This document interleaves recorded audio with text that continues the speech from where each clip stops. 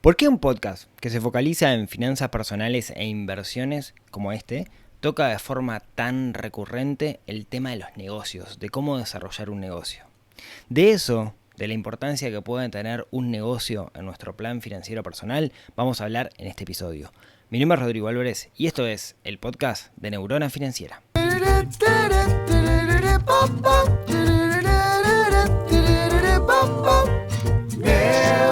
Financiera.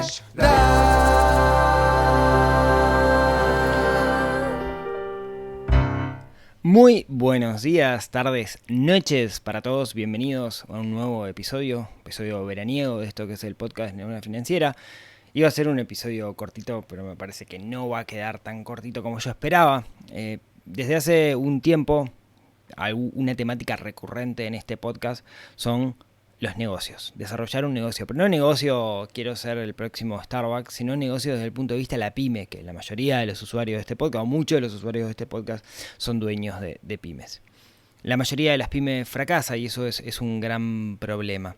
Entonces, desde hace un tiempo vengo haciendo una serie de episodios que yo le he llamado Enchúlame el negocio, donde tomamos negocios comunes y corrientes, negocios que no necesariamente son súper glamorosos, y los enchulamos, los tuneamos para mejorarlos, o al menos tiramos ideas fuera de la caja arriba de la mesa.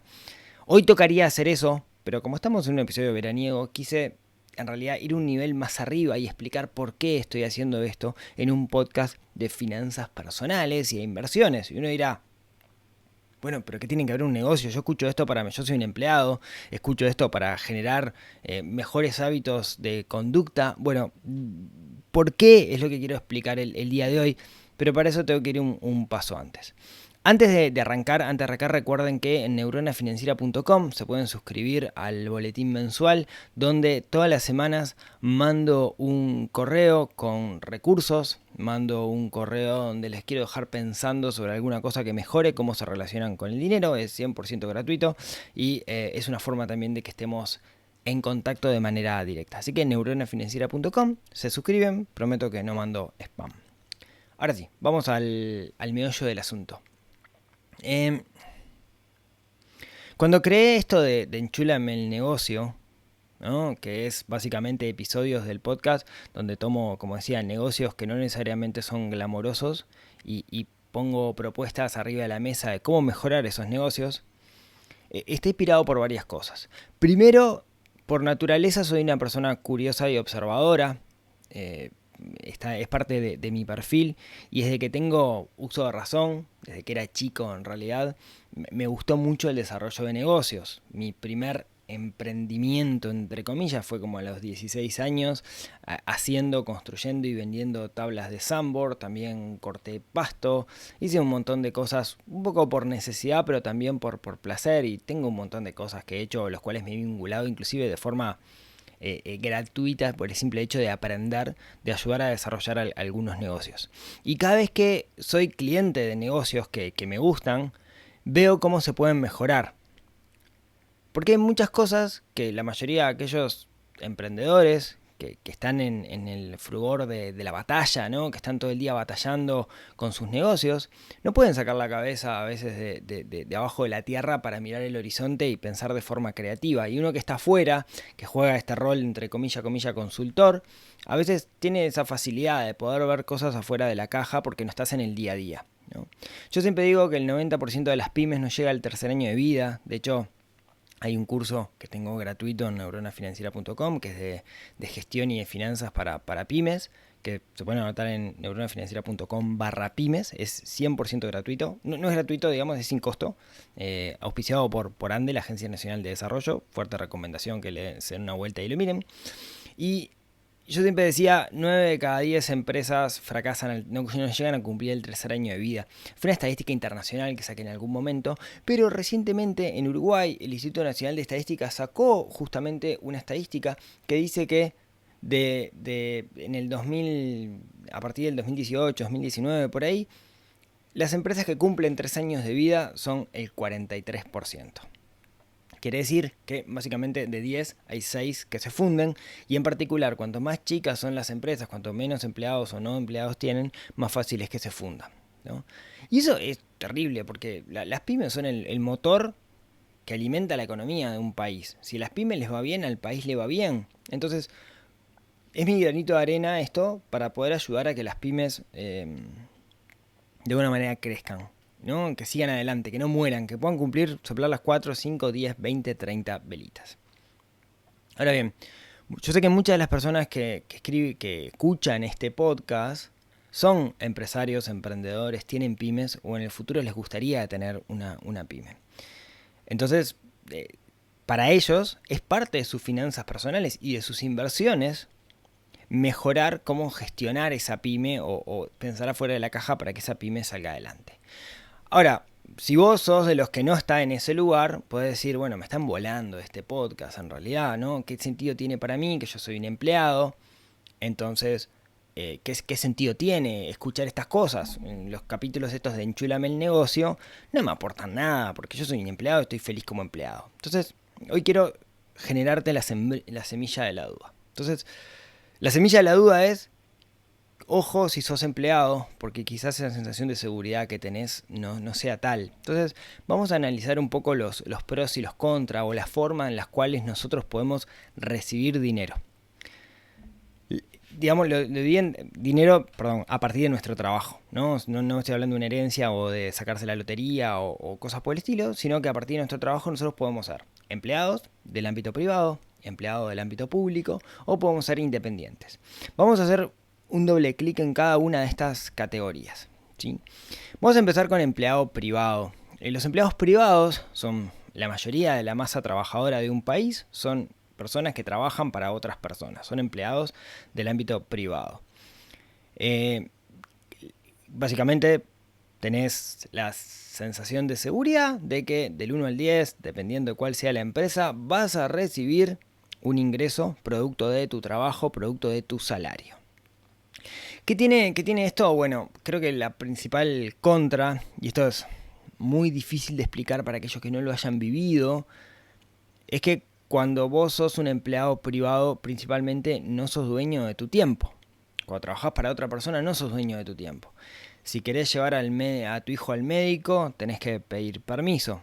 Si querés trabajar en horarios raros, tenés que pedir permisos. Ahora eso se ha flexibilizado un poco con el teletrabajo, el hecho de poder trabajar desde mi casa, pero hasta ahí, ¿no? Con cierta flexibilidad, porque yo lo viví, yo trabajé como empleado privado durante más de 22 años, y si bien estaba en un régimen súper flexible, yo sentía en el fondo que no era dueño de mi tiempo. O sea, yo sentía que no era dueño del 100% de mis decisiones de qué hacer con mi tiempo, y tenía que estar pidiendo permisos, me manejaban la agenda, etc., ¿no? Otra de las cosas que pasa cuando uno trabaja en relación de dependencia es que uno está sujeto a una escala jerárquica.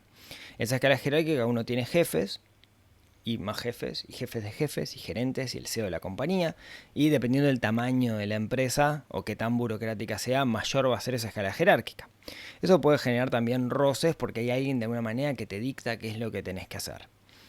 Para la mayoría de los empleados privados, y acá viene el detalle importante con respecto a las finanzas personales, es que el sueldo está topeado. O sea, vos vas a cobrar esto y nunca vas a cobrar más que tu jefe, y eventualmente si querés cobrar más tenés que ser jefe.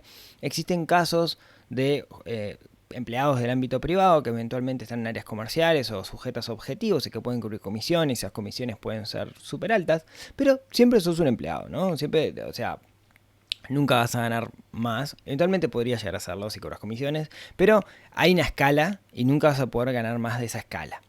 También tenemos que entender que dentro de la escala jerárquica, los que van a cobrar más son los que están en la punta de la pirámide. Y justamente se llama pirámide porque no todos vamos a ascender como gerentes. De la camada de 100 empleados que entramos, uno va a llegar a gerente, el otro 99 no. Entonces también genera como cierta competitividad o cierta competencia que podríamos evaluar si es sana o no es sana, y eso dependerá. Otra de las cosas que pasa en el ámbito privado es que muchas veces el camino de crecimiento, ¿no? De cómo hago yo para crecer en esta organización, no es de todo claro al principio. No hay un plan de carrera, muchas organizaciones no lo tienen, entonces se genera como cierta sensación de vacío del cual yo no sé cómo progresar. Otra de las cosas que pasa es que sentimos inseguridad mejor dicho, nos sentimos seguros en el ámbito privado, pero es una falacia, porque la realidad es que una adquisición, un mal gerenciamiento, puede hacer que una empresa cierre, se quiebre, despidan empleados. Yo acá tengo 1000 historias de empleados que pensaban que trabajaron muchísimos años para una empresa, se sentían súper seguros, su expectativa era jubilarse en esa empresa y de un día para el otro se enteraron que por alguna razón estaban siendo despedidos. No sé, recuerdo, esta es una anécdota de cuando yo era chico, mi padre trabajaba en un laboratorio de productos veterinarios que era nacional y el papá de un amigo, de unos mejores amigos de Seba, trabajaba en otro laboratorio que era internacional y ganaba mucho más que mi padre. Yo le comenté, che, ¿por qué pagan más los laboratorios internacionales? Sí, la verdad es que pagan más, pero una de las cosas que tiene es que muchas veces viene una decisión que termina siendo una decisión basada en planillas, en números, y terminan despidiendo gente que hace muchos años que trabaja, entonces da como más sensación de inseguridad. De hecho, después, el laboratorio donde trabajaba mi padre, que era nacional, familia, lo terminó gerenciando el hijo del hijo del hijo del creador, o sea, el nieto del creador, el hijo del hijo del hijo, bueno, no sé, por ahí, y lo terminó fundiendo. Entonces, digamos, un laboratorio que tenía 100 años en el mercado, ¿no? A lo que voy es que la sensación de seguridad que tenemos sobre las empresas privadas suele ser falsa, ¿sí? Eh, de nuevo, tengo 1000 historias, ¿sí? Y ojo, esto no es bastardear contra el ámbito privado, y no es que yo me la crea. Yo trabajé 22 años en el ámbito privado, más en realidad, más como 24 años en el ámbito privado. Aprendí un montón, pero aprendí muchísimo y estoy súper agradecido de todo lo que aprendí. Yo me construí como trabajador del ámbito privado y en algún momento de mi vida yo pensaba que me iba a jubilar en esa empresa. Con el tiempo me di cuenta que fue un error pensar eso, que quizás debía haberme abierto antes, pero bueno, nada, esa fue mi historia. A lo que voy es que, resumen, con respecto a las finanzas personales, cuando somos empleados en el ámbito privado, nuestro sueldo va a estar topeado, siempre, a menos que nos cambiemos a otro trabajo, pero siempre va a estar topeado. Y por otro lado, no somos dueños de nuestro tiempo. Bien. ¿Qué otras opciones tenemos para recibir ingresos? Ser empleado público o funcionario. El otro día me enteré que si decís funcionario público está mal dicho, que un funcionario ya es un empleado público. Yo no sabía. Funcionario público es como decir 2 veces lo mismo. Dicho esto, tengo que confesar que durante mucho tiempo fui muy crítico con el empleado público, acá en Uruguay en particular. Los empleados públicos están como bastante, generalmente están como mal vistos, en el sentido de que son personas que trabajan poco y que tienen como un gran nivel de seguridad, ¿no? Uno entra a una administración pública, es empleado público y no te van a despedir. Para despedirte te tienen que sumariar, tenés que mandarte una cagada muy grande para que te echen de la administración pública. Dicho esto, he conocido empleados públicos que dejan la vida y cambió un poco mi visión al respecto. ¿Sí? Así que no tengo un juicio de valor hoy sobre los empleados públicos. Hay algunos que respeto muchos y hay otros que los considero que van a cobrar nada más y que de alguna manera lograron que en el mar de burocracia en el cual viven poder tener un ingreso casi sin trabajar. Bien, entonces, ¿cuál es el principal valor de alguien que entra como funcionario, como empleado público? Básicamente la seguridad, ¿no? Puede serte cualquier macana y es muy difícil que te pase algo, que te despidan o lo que sea. Usualmente, y acá también de nuevo, ¿no? Matiz, se recibe poca presión, ¿no? Hay una escala burocrática tan grande en contra de procesos, digamos, como está cargado de procesos de la administración pública, porque son dinero de todos, básicamente para que no haya corrupción, entre otras cosas, muchas veces esa sobrecarga de burocracia termina haciendo que no haya tanta presión como de repente hay en la administración pública. Es difícil que sea una gestión basada por objetivos como muchas veces es en la administración privada, ¿sí? De nuevo, no estoy haciendo juicio de valor y no estoy acá generalizando, depende de cada una de las instituciones. He trabajado con empleados públicos que están días sin dormir para sacar cosas adelante, que se ponen la camiseta y conozco de los otros, como todos los casos, ¿sí? Usualmente en la administración pública las reglas de crecimiento son claras, vos vas concursando, a partir de esos concursos sube su salario, si tenés un montón de beneficios producto de la cantidad de hijos, si te recibiste, si no te recibiste, hay más beneficios que en la administración privada. También está que el salario está topeado, ahí está topeado y hay una regla para topearlo, creo que es según el presidente de la Suprema Corte, nadie puede cobrar más que eso, etcétera, ¿sí? Y la realidad es que conozco muchísimos empleados públicos que logran reducir su tiempo de trabajo o trabajan 6 horas y el resto del tiempo lo aprovechan para tener negocios paralelos. O sea, conozco muchos empleados públicos que tienen negocios paralelos en varias instituciones, en intendencias, en entes del Estado, etcétera. Es como una práctica, yo me animaría a decir, no me animo a decir que es normal. Yo conozco muchos, pero no habría que hacer una encuesta para verlo. Y también lo que me pasa es que conozco de los otros empleados públicos, los que no tienen proyectos paralelos, que trabajan como en piloto automático, ¿no? Que ellos van, cumplen el horario que tienen que cumplir y no sienten satisfacción por los logros obtenidos, no tienen como la camiseta puesta por la empresa. Me animaría a decir que inclusive esa falta de estímulo los deprime un poco, ¿sí? Conozco todo, de nuevo, no estoy haciendo un juicio de valor sobre los empleados de la administración pública, conozco todos los casos, ¿sí? Y tengo esas impresiones y son discutibles, de nuevo, espero no estar ofendiendo a nadie con esto. Y después viene el tercer camino, dijimos funcionarios, dijimos empleados del ámbito privado, y viene el tercer camino, que es el camino de los independientes. ¿A qué le llamo yo independiente? Alguien que no va a cobrar un sueldo del 1 al 10 y que depende de sí mismo para recibir ingresos para vivir. Eso para mí es un independiente. Puede ser un profesional independiente, un contador, un escribano, o lo que sea. Puede ser un profesional, un arquitecto, no sé. Puede ser alguien que tenga un oficio, el sanitario, el peluquero, el jardinero. Puede ser alguien que tiene su pequeño emprendimiento o su gran emprendimiento de costura, de hacer camisetas, de hacer tazas personalizadas, lo que sea. Para mí eso es una persona independiente que depende de sí mismo.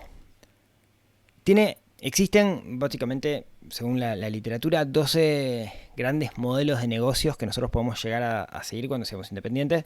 Prometo en otro episodio hablar de cuáles son los 12 modelos de negocios. Algunos limitan nuestros ingresos. Por ejemplo, si yo soy un abogado y vendo mi hora de consultoría, mis ingresos están topeados porque por más caro que yo venda, tengo un recurso que es limitado, que es la cantidad de horas que yo tengo, ¿no? Entonces ese recurso me limita, entonces estoy topeado. Existen otros modelos de negocios que no están topeados, que buscan la escalabilidad, ¿sí? Que usualmente están más asociados a la construcción de productos, donde en realidad mi tiempo no es el factor. Yo no te estoy cambiando dinero por tiempo, ¿sí? En ese marco, creo que son los que tenemos que buscar, ¿no? Tenemos que buscar esos negocios que son escalables, porque son los que me permite crecer teóricamente de manera ilimitada. Cuando nosotros somos independientes, una de las cosas que nos dicen es: somos dueños de nuestro tiempo. Y lo primero que nos viene a la cabeza es esa imagen del emprendedor que está en la hamaca paraguaya programando, no sé qué. ¿Qué quiere decir? ¿Que laburás menos? No, la verdad, como independiente, yo laburo quizás mucho más que antes. Pero, si mi hijo Maxi, como pasó esta semana, estuvo enfermo y lo tengo que llevar al hospital, yo no le tengo que pedir permiso a nadie. Lo llevo al hospital. En todo caso, si tengo alguna reunión con algún cliente, le pido para cancelarla, que estaba preagendada. ¿Qué es lo que intento hacer yo? Tener bloques en los cuales de alguna manera agendo reuniones con gente en el exterior, gente, digamos, no necesariamente en el exterior, con gente afuera, digamos, ¿no? Reuniones con clientes o con prospectos. Tengo bloques definidos. Cuando digo un bloque me refiero a, por ejemplo, ¿no? Martes a la mañana es día de grabar el podcast y lo único que hago es grabar el podcast. Eventualmente lo puedo cambiar, pero tengo que definir como reglas muy claras. ¿Por qué? Porque mi tendencia natural y la tendencia natural que tienen la mayoría de las personas que son independientes es a laburar 24 horas. Yo me despierto y estoy pensando en alguna cosa. Puedo escribir un artículo sobre esto. Uy, qué interesante esta nota que acabo de leer en el diario. Podría hacer un video, no sé qué, no sé cuánto. Y pienso todo el tiempo. Entonces tengo que tener un sistema muy claro porque mi tendencia natural sería descuidar otros roles y meterle mucho foco y mucho tiempo a mi rol profesional. Y justamente al ser independiente, nadie me dice lo que tengo que hacer. Depende de mí mismo. Y a mí se me ocurren mil ideas de cosas para hacer. Yo estoy intentando enchular mi propio negocio todo el tiempo. ¿Sí? De hecho, tengo tiempos como para pensar en eso. Entonces, es un gran desafío el poder equilibrar el rol personal con el rol profesional. ¿Sí? Eso es uno de los grandes desafíos que tenemos como independientes. La verdad también es que cuando nosotros nos largamos como independientes, cuando dejamos esa seguridad del sueldo del 1 al 10, una de las cosas que pasa es que aumenta nuestro perfil de riesgo, ¿no? Estamos siendo súper arriesgados. A mí, yo 2x3 me dicen, no, porque vos sos perfil de riesgo conservador en tus inversiones. Yo ese perfil de riesgo conservador no. Yo largué una carrera profesional por independizarme. ¿Dónde está el perfil de riesgo conservador? Fui mucho más jugado que muchos, ¿no? Porque mi principal inversión hoy es mi propio negocio. Y eso es lo que mucha gente no ve. Creo que hay que poder asumir ese riesgo. Da miedo, no digo que no, pero es súper arriesgado. Entonces, ¿por qué hablo tanto de negocios? Bueno, porque la realidad es que el único camino que nos puede hacer crecer nuestros ingresos de forma virtualmente ilimitada es el camino de ser independiente. No solo eso, sino que nos permite diseñar o construir la vida que nosotros realmente queremos y usar los tiempos como nosotros queremos usarlo, que a la larga la vida se trata de eso, ¿no? La vida es tiempo. ¿Cómo utilizamos ese tiempo nosotros? Es justamente lo que buscamos en un plan financiero personal, construir una buena vida. Y creo que para muchos, no digo que para todos, pero para muchos la forma de hacerlo es ser independiente. Y por eso me duele en el alma cuando veo negocios que tienen un potencial enorme, que con 3 o 4 ajustecitos en un par de tornillos podrían hacer que explotaran o que les fuera mucho mejor. No ando por la vida diciéndole a todo el mundo que tienen que hacer esto o hacer esto otro, pero se me ocurren muchas cosas que pueden hacer que los negocios mejoren, sobre todo porque soy una persona observadora, porque cuando veo algo que funciona, intento aprender qué es eso que está funcionando. Cuando hago Enchúlame el negocio, cuando hago estos episodios, no busco mejorar la barbería y que me escuchen los barberos, no busco mejorar la carpintería o mejorar el que corta pasto, el jardinero. Lo que busco principalmente es que pensemos afuera de la caja, que todos nosotros pensemos cómo podemos llevar eso a nuestro negocio y que pensemos cómo, si el día de mañana fuéramos a tener un negocio, qué podríamos hacer para que ese negocio crezca. De nuevo, ¿cuál es mi hipótesis? Y bueno, para muchos, el construir una vida ideal está más enfocado o debería estar más enfocado en el camino de la independencia. Ojo, no para todos. Hay muchas personas que necesitan fuertemente la seguridad, tener la seguridad completa dentro de sus valores. Para esas personas quizás la administración pública sea un buen camino. Falsamente me parece que una empresa privada, por esto que decía que tenemos esa sensación de que la empresa privada es inamovible porque es una gran institución eventualmente, pero el día de mañana puede desaparecer, ¿sí? O nos pueden reducir o lo que sea, ¿sí? Y por eso creo que para muchos el camino es el camino de la independencia. Yo personalmente estoy en este camino y muchas veces me encuentro con ex compañeros de trabajo y me dicen, ¿estás arrepentido? Y no, la verdad que no. Tuve la suerte y el trabajo duro, digamos, de que me ha ido bien en el negocio. Quizás si me hubiera ido mal, mi visión sería distinta, pero no estoy cero arrepentido y creo que por acá va el camino, ¿no? El camino de la independencia. Sobre todo ese valor que a veces pensamos solo en monetario y no pensamos en tiempo, y el hecho de ser dueño de nuestro tiempo me parece que lo vale todo. Por eso es importante cuando nosotros estamos hablando de finanzas personales, hablar de cómo desarrollar o cómo hacer crecer negocios. Porque para muchos, si no para la mayoría, el conseguir, el construir la vida ideal que nosotros estamos buscando está relacionado con eso, con tener nuestro propio negocio, con ser independientes, con ser dueños de nuestro tiempo, que como dije no quiere decir trabajar poco, sino que muchas veces quiere decir todo lo contrario, trabajar mucho más, pero al menos podemos elegir nosotros cuando trabajamos. En el futuro voy a seguir hablando de estos temas, voy a seguir enchulando negocios, voy a traer al podcast algunos negocios que me parecen que hacen cosas por afuera de la caja y que han tenido éxito, para que todos aprendamos de eso, ya sea, ¿para qué? Si el día de mañana quiero emprender, tener las herramientas para poder hacerlo, o al menos tener una metodología para pensar afuera de la caja, y si ya estoy aprendiendo, buscarle alguna vueltita para mejorar. Gracias por escucharme hasta acá. Me encantaría escuchar su opinión, sus opiniones con respecto a este episodio. ¿Qué opinan ustedes de esto?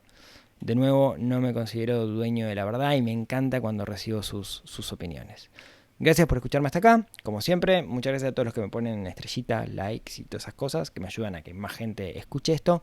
Y si tienen ganas, nos vemos, nos hablamos, nos escuchamos la próxima semana en otro episodio de esto que se llama el podcast de Neurona Financiera, que busca despertar esa neurona financiera que tenemos un poquito dormida, que estamos obligados a despabilar para vivir una buena vida. Les mando un abrazo y hasta la próxima semana. Chau, chau. 1, 2, 3, 4.